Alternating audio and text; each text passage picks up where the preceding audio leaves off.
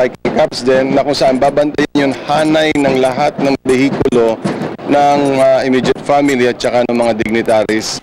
Dagdag pa ni Rosales, tanging private vehicles ng pamilya Aquino at mga dignitaries ang pahihintulutang makapasok sa gate ng Manila Memorial Park. Maaga rin inihanda ang truck na puno ng kulay dilaw na bulaklak kung saan ilalagay ang kabaong ni Tita Cory para sa funeral procession. Jake Morales, Nagbabalita Express. Isang misa rin para sa dating Pangulong Corazon Aquino ang isinagawa sa Malacanang kanina. Ayon kay Press Secretary Serge Remonde, sumasang-ayon ng Malacanang sa panukalang gawing national hero si Ginang Aquino. Ito ang Express Balita ni Maricel Halili. Pauna sa paghahatid sa dating Pangulong Corazon Aquino sa huling hantungan, isang misa ang inialay ng Malacanang bilang pagkilala at pasasalamat sa kaniyang naging kontribusyon bilang isang dating pinuno ng bansa. Alas 8 ng umaga kanina, isinagawa ang misa sa pangunguna ni Father Jerome Ceciliano. Sa kanyang sermon, sinabi nito na sa kabila ng hamon at sakripisyo ay naging maganda ang buhay ni Cory, isang buhay na nagbibigay aral sa lahat. Bakit kaya may mga tao na ibang kanilang pananaw, ibang kanilang iniisip, ibang ibinibigay na kahulugan sa gawain ng mga tao? Ito na marahil ang huling sulyap ng publiko sa dating Pangulo na naging simbolo ng demokrasya sa bansa. Kaya magkakaiba man ang paniniwala sa politika, nagkaisa sa paggunita ng magagandang alaala ng isang ina. Kanina, ang Pangulong Arroyo mismo ang nanguna sa pag-aalay ng novena para kay Cory. We humbly commend to you President Corazon Aquino, whom you called out of this mortal life. You loved her always with great love. Now that you have freed her from all evils of this earth, bring her into your paradise, where there is no more grief or mourning or sadness, but peace and joy with your Son and the Holy Spirit forever. Inihatid naman ni Press Secretary Serge Remonde ang pakikiisa ng Malacanang sa pagnanais na mapabilang si Cory sa mga bayani ng bansa. Well, I think this is a triumph of goodwill against ill will, and once again ito ay nagpapakita na talaga tayong mga Pilipino pagdating talaga sa patay ay pinasantabi natin ng politika at iba pang mga personal na damdamin para pagbigay ng tunay na pagpupugay sa isang namamatay, lalo na sa isang minamahal na dating Pangulo ng Pilipinas. Nawalan man ang Pilipinas ng isang tapat na leader, isang legasiya naman ang ipinamana nito sa publiko. Ito ay ang pagkakaisa para mapanatili ang demokrasya at kalayaan ng bansa. Mula dito sa Malacanang, ako si Maricel Halili, nag-uulat. Bukod sa mga politiko, nagbigay pugay rin kay dating Pangulong Corazon Aquino ang ilang artista at mga awit. Kabilang sa mga kumanta sa misa para sa dating Pangulo ay sina Chacha Padilla, Regine Velasquez, Martin Rivera at Lea Salonga. Ang Express Balita mula kay Marian Alivio.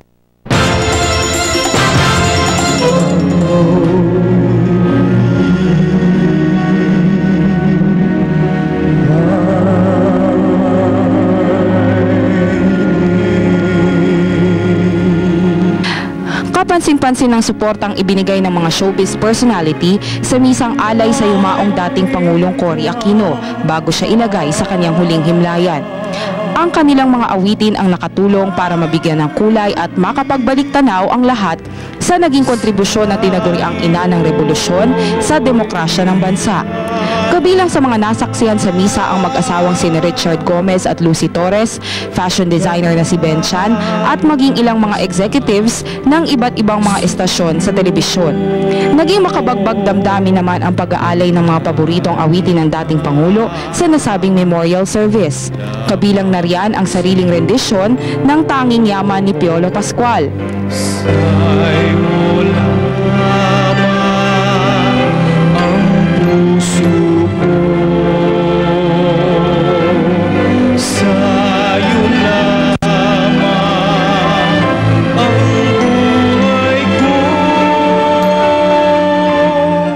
Kinanta naman ni Dulce ang Your Heart Today, habang kina Martin Rivera at Regine Velasquez naman ang awiting The Prayer.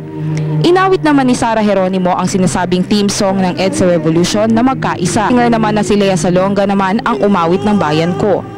Inawit naman ni Jose Marichan ang tula ng pag-ibig na nooy isinulat ni dating Senador Ninoy Aquino kay Tita Cory na pinamagatang I have fallen in love with the same woman 3 times. Sa awiting Hindi Kita Malilimutan ni Jaja Padilla, tuluyang napahagulgol ang mga anak ng dating Pangulong Aquino.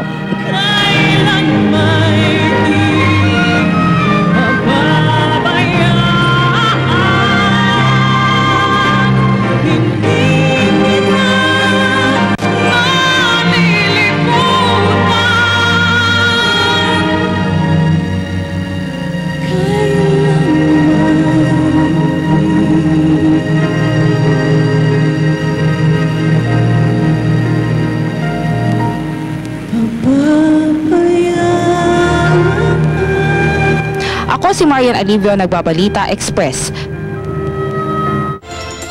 Pagbabalik ng Express Balita, makalipas ang ilang paalala. Balita, matagumpay na naging biyahe ni Pangulong Gloria Macapagal-Arroyo sa Estados Unidos. Sa pagbisita ng Pangulo doon, ilang kasunduan sa ekonomiya ang nilagdaan ng bansa at ng gobyerno ng Amerika. Ang Express Balita mula kay Alvin Sehera.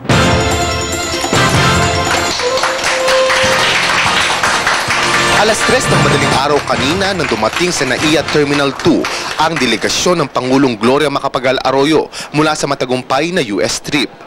Sa Amerika, nakipagpulong ang Pangulong Arroyo kay Pangulong Barack Obama bilang unang pinuno mula sa Southeast Asia na nakadaupang palad niya sa kanyang administrasyon. Ayon pa kay Deputy Spokesperson Lorelai Pajardo, naging produktibo ang pagbisita ng Pangulong Arroyo sa Estados Unidos. Very successful.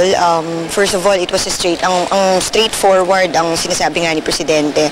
Ang objective po ng biyahe na ito is to meet with President Obama because in doing so, dito in-strengthen natin and we have cemented the strong relationship of the two countries, which is the Philippines and the US, under the new leadership of President Obama. And I think you've heard na all praises po si President Obama kay Pangulo. Bitbit ng Pangulong Arroyo ang ilang mahalagang bilateral agreement sa pagitan ng Pilipinas at ng Amerika, kabilang na ang ilang mga investment sa government at business processing outsourcing. Bukod sa pakikipagdialogo kay US President Barack Obama, isa sa naging highlight na kanyang pagbisita doon ay ilang TV guesting tulad ng sa CNBC Closing Bell program kung saan ibinida ng Pangulo ang ilan sa mga reformang pang-ekonomiya na kanyang ipinatupad. Of course, we did a lot of gains. First, it was a good publicity to the Philippine Republic because, as we know very well, that was the President Gloria Macapagal-Arroyo was the first executive invited. Ako si Alvin Sehera para sa IBC News. Bumagal ang naitalang pagtataas sa presyo ng mga pangunahing bilihin nitong buwan ng Hulyo. Base ito sa naitalang inflation ng National Statistics Office kung saan nakasaad na nasa 0.2% ang inflation noong nakaraang buwan. Kumpara ito sa 1.5% na naitala noong Hunyo at 12.3% naman noong nakaraang taon. Ibinata yung inflation rate sa galaw ng mga presyo ng merkado, partikular na sa langis, kuryente, tubig at serbisyo. Samantala, mistulang na ulit ang EDSA Revolution sa paghahatid ng mga labi ni dating Pangulong Corazon Aquino sa Manila Memorial Park sa Parañaque. Hindi nalintana ng mga nag-aabang sa libing ng dating Pangulo ang malakas na ulan. Ito ang Express Balita ni Jeffrey Zaide. Umaga pa lang, napakahaba na ng pila ng mga taong nag-aantabay sa pagdaan ng karo ng yumaong dating Pangulong Corazon Aquino. Mapabata, matatanda, estudyante, buong pamilya, pinuno ang kabaan ng Rojas Boulevard, Quirino Avenue, Osmeña Highway patungong South Luzon Expressway. Lahat gustong magbigay ng respeto at huling pamamaalam sa dating Pangulong simbolo umano ng demokrasya at nagsilbing ina ng sambayanan. Dasal ng Rosario na siyang ugali ng dating Pangulo ang inihanda ng mga estudyante ng St. Scholastica College na nagdala pa ng sarili nilang upuan, inaantabayanan ang mahaba-habang paghihintay.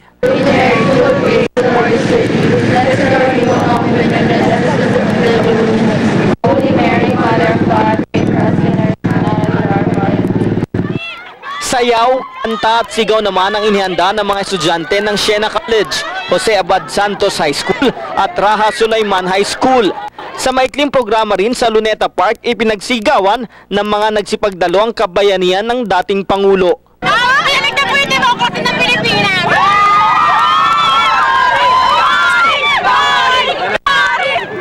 Sa harap ng napakatinding ulan at napakalakas na hangin, nagsilabasan pa rin ang ating mga kababayan para magbigay-pugay sa dating Pangulo.